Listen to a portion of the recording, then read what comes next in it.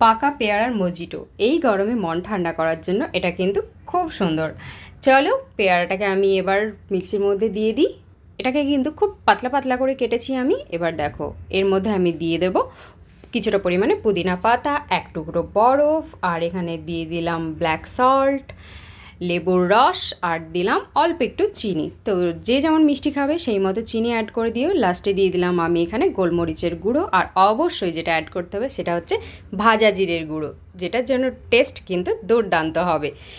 এবার আমি এই যে পেয়ারার পাল্প এটাকে খুব ভালো করে ছেঁকে নেব, তাতে করে সমস্ত বীজগুলো আর যে যা কিছু আছে সবটা ওপরে তাহলে ধরা পড়ে যাবে।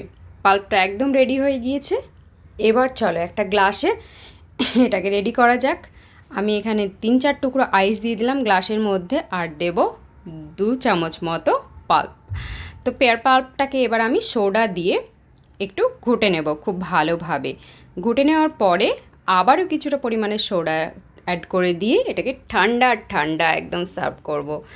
বাইরে গরম থেকে যখন ঘরে আসবো তখন কিন্তু এটা খেতে দারুণ লাগবে।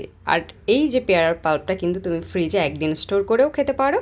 চলো ঠান্ডা ঠান্ডা শরবত এনজয় করো। ভালো থেকো সবাই।